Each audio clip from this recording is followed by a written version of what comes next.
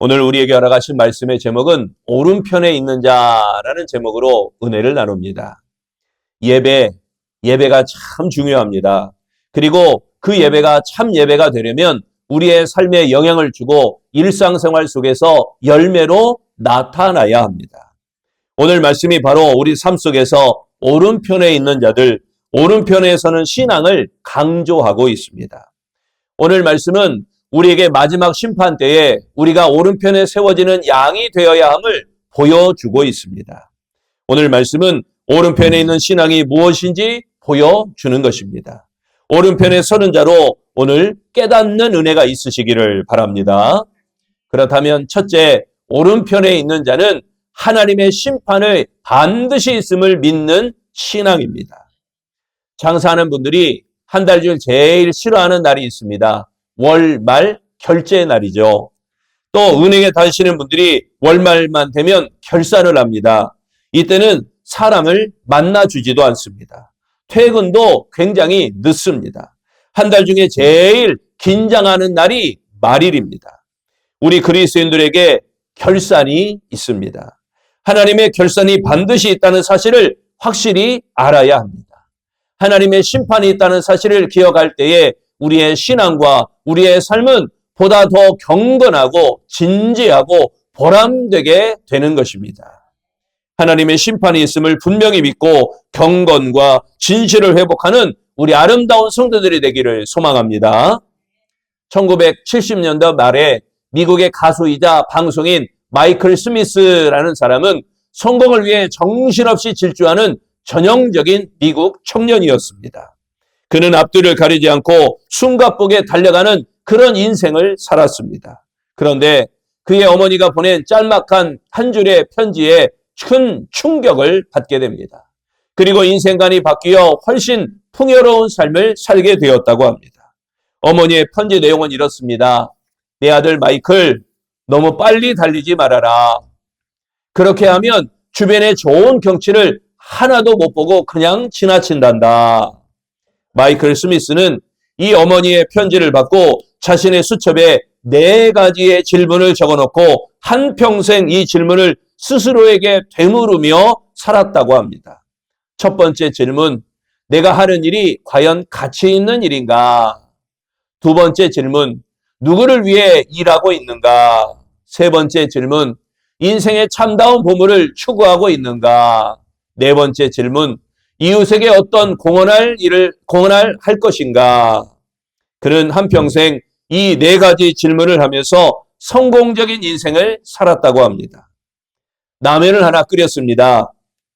보글보글 맛있게 끓여진 라면을 먹으려는데 띵동 띵동 초인종이 울리고 그 동시에 따르르릉 하면서 전화벨이 울리고 그때 마침 잠자던 아이가 깨어서 응애 하고 울어댑니다. 여러분 어떻게 해야 됩니까? 무엇부터 해야 됩니까? 먼저 우는 아기를 달래고 누구세요? 잠시만 기다려주세요. 문을 열어보니 뭔 장사하는 사람이에요. 이것저것 사라고 그럽니다. 그래서 안 산다고 돌려보냈더니 전화벨이 뚝 하고 끊어집니다. 이제라야 라면 한 젓가락 들려고 하니 또다시 전화벨이 울립니다. 그래서 받아보니 대출 받으랍니다. 그래서 전화를 확 끊어버리고 이제나 라면 좀 먹으려보랴 했더니 다 식어버린 불어버린 라면, 그 라면을 이제 입에 겨우 넣습니다. 여러분 무엇 때문에 바쁘게 사십니까? 지금 제일 중요한 것, 가장 중요한 것이 무엇입니까? 그런데 지나고 보니 아무것도 아니라는 것입니다. 제일 중요한 것 같아서 있는 것 포기하고 그렇게 붙잡아 봤지만 다 모두 허망하다는 것입니다. 우리에게 가장 중요한 일은 예배인 줄로 믿습니다. 예배를 회복하시기를 바랍니다. 은혜를 회복하시기를 바랍니다. 신앙이 자라고 믿음이 자라나야 됩니다. 아직도 1년 전 신앙, 10년 전 신앙에서 자라지 못했다면 나는 미성숙한 사람입니다. 아들이 키가 1m였어요. 그래서 잘 먹였습니다. 그랬더니 1m 20, 1m 50, 1m 70 쭉쭉쭉 자라나요. 바라보는 부모 입장에서는 뿌듯합니다. 그런데 아들이 자라지 않아요. 1m에서 1년이 지나도 2년이 지나도 10년이 지나도 자라지 않고 그대로 있어요. 부모 입장에서는 불안합니다. 왜 이러지? 뭔 병에 걸렸나? 득달같이 정신없이 병원에 달려갑니다. 의사에게 물어요. 의사 선생님, 우리 아들이 아픈가 봐요. 왜 키가 안 큽니다. 자라지를 않습니다. 크지를 않습니다. 상담하고 약을 처방받고 주사를 하고 필요에 따라 수술도 하고 정신없을 것입니다. 여러분, 우리의 신앙 자라나야 됩니다. 우리의 믿음 자라나야 됩니다. 10년 지나 20년이 지나도 똑같은 신앙이라면 하나님 아버지 보시고 우리를 어떻게 생각하시겠습니까? 하나님 아버지 보시고 우리를 얼마나 불안해 하시겠습니까? 여러분, 이제 그 바쁘던 모든 것 잠깐 네 길을 멈추고 서서 인생의 마지막 때를 생각해 보시기를 바랍니다. 지금 세계가 어떻고 경제가 어떻고 정치가 어떻고 그 전에 내 인생의 마지막 때를 진지하게 바라보시기를 바랍니다. 여러분, 내 인생은 어디로 가고 있습니까? 히브리서 9장 27절에 말씀합니다. 한번 죽는 것은 사람에게 정해진 것이요 그 후에는 심판이 있으리니. 인생의 마지막에 가까이 다가옴을 늘 인식하고 그 마지막 때를 바라보며 신앙의 경건과 진지함을 회복하는 우리 아름다운 성도들이 되시기를 축원합니다. 두 번째, 오른편에 있는 자는 작은 자에게 손을 펴서 돕고 구제하는 신앙입니다. 성경에서 말씀하는 것처럼 줄일 때, 목마를 때, 나그네 되었을 때, 벗었을 때, 병들었을 때, 감옥에 갇혔을 때 먹이고 마시게 하고 영접해주고 옷 입히고 찾아가주는 사랑을 베푸는 신앙, 그런 아름다운 신앙이 되시기를 바랍니다. 예수님이 하신 말씀 중에 예수님의 윤리가 가장 확실하게, 분명하게, 독특하게 그렇게 드러나는 것은 선한 사마리아 사람의 비유입니다. 누가복음 10장 25절에서 37절에 간단한 사건을 예로 들어 귀중한 교훈을 우리에게 전해주고 있습니다. 여기 강도를 만난 사람이 있습니다. 제사장이 그를 보고 그냥 지나가고 레위인도 그를 보고 외면했습니다.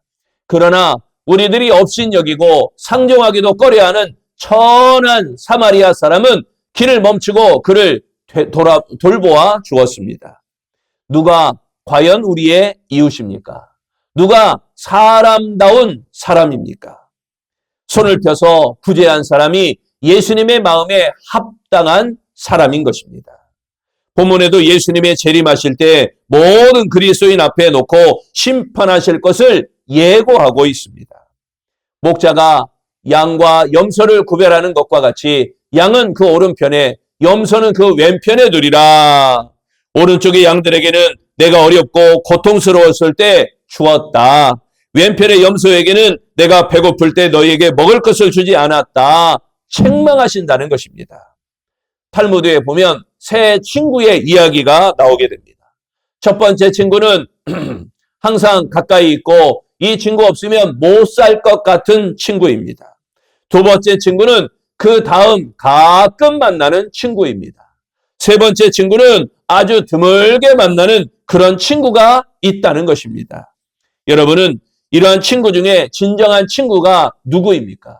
누가 여러분에게 진정한 친구입니까? 그런데 어느 재판하는 일에 임금님의 소환 명령을 받고 벌벌 떨면서 같이 가질 친구를 찾습니다. 그런데 없으면 못 산다는 친구는 아예 못 간다고 거절해버립니다. 그리고 가끔 만나는 친구는 궁궐 앞에까지만 가주겠다는데 그 이유에는 모르겠다고 하는 것입니다. 그런데 아주 드물게 만나는 친구가 의외로 따라 나서는 겁니다.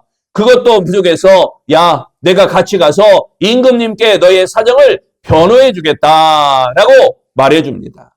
탈무드는 이 친구들을 이렇게 해석합니다. 첫째 친구는 인생을 살아가면서 매일매일 필요하다고 느끼는 돈입니다. 두 번째 친구는 가끔 만나던 친구와 가족들입니다.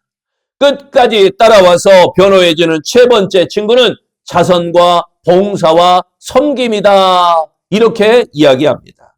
여러분, 이웃에게 사랑을 베풀고 나누어 줄 때 다시 받을 것을 계산해서 자선을 행하고 봉사를 베풀고 섬김을 나누고, 여러분 그렇습니까? 사랑의 섬김은 기분이나 환경에 좌우되지 않습니다. 사랑의 섬김은 보상을 바라지 않습니다. 사랑의 섬김은 결과에 연연하지 않습니다. 그 대상을 스스로 구별하지도 않습니다. 그리고 끝까지 지속적으로 섬기는 것입니다.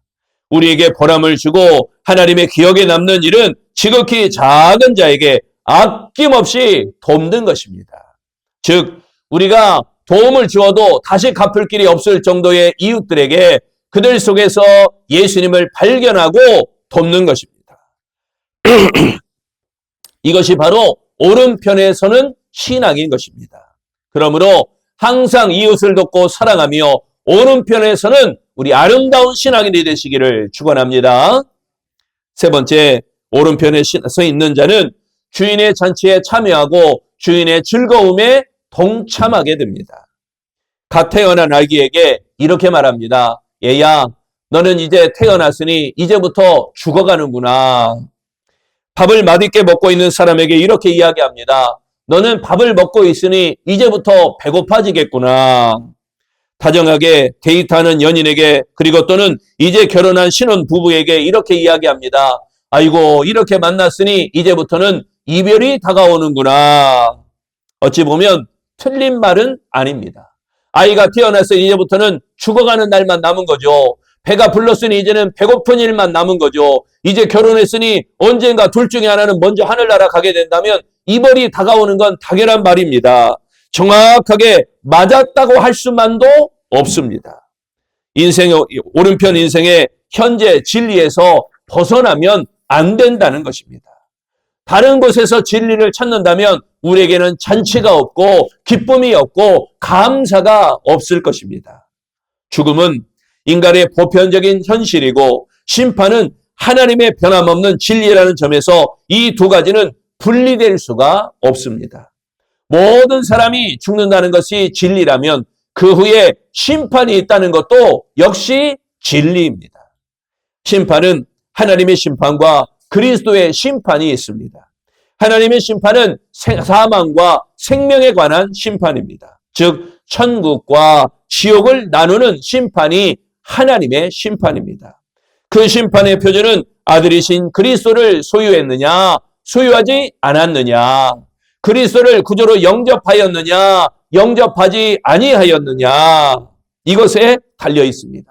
그렇다면 그리스도의 심판은 상벌의 심판으로 그 표준은 행위입니다.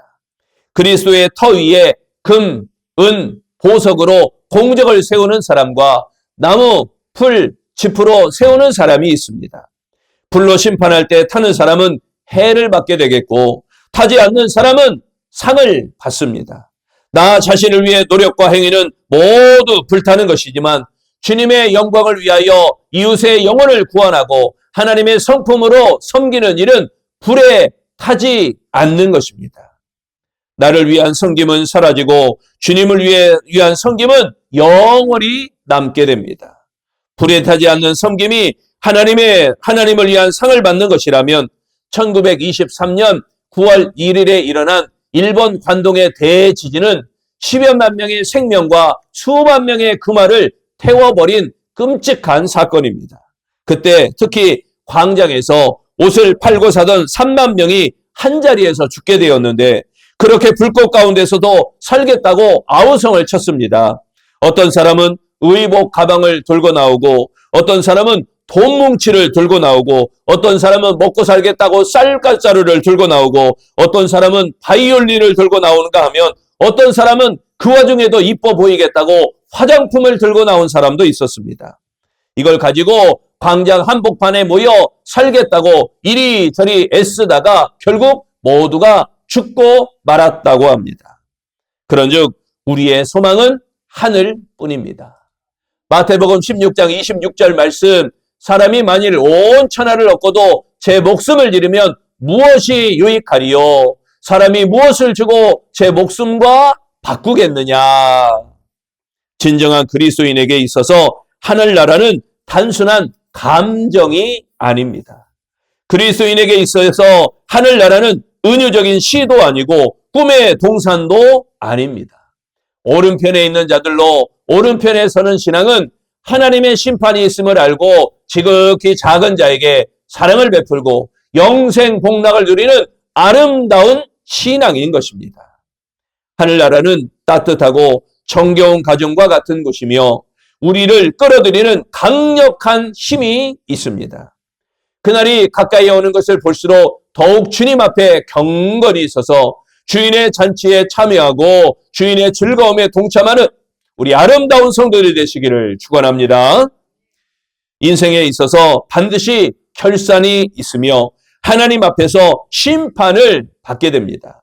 그 심판을 기억할 때 우리의 신앙은 경건해지고 더욱 진지해질 수밖에 없습니다. 그러므로 오른편에 있는 자는 작은 자를 돕고 사랑을 실천하는 신앙, 아름다운 신앙을 가지게 되는 줄로 믿습니다. 그러므로 선한 사마리아인처럼 이웃을 돌보는 것이 참된 신앙인 것입니다. 양과 염소를 비유처럼 작은 자를 돕는 자는 오른편에 서게 되는 아름다운 신앙이 되어집니다. 또한 세상의 재물과 노력은 불타 없어지지만 주님을 위한 섬김은 영원히 남게 됩니다. 그리스도의 심판은 상벌의 심판이며 그 행위가 그 기준이 되어집니다. 그러므로 내가 구원받는 건 전적인 하나님의 은혜입니다. 그러나 내가 축복을 받는 것은 전적인 나의 믿음에 달려있다는 것입니다. 복 받길 원하신다면 열심을 내어 주님 앞에 헌신하시기를 바랍니다. 충성하시기를 바랍니다. 희생하시기를 바랍니다. 예배하시기를 바랍니다. 기도하시기를 바랍니다. 전도하시기를 바랍니다. 역시나 아멘이 갈수록 적어지죠. 다시 한번 묻겠습니다. 내가 복을 받기 위해서는 믿음이 더욱더 커져야 될 줄로 믿습니다. 은혜가 더욱더 커져야 될 줄로 믿습니다.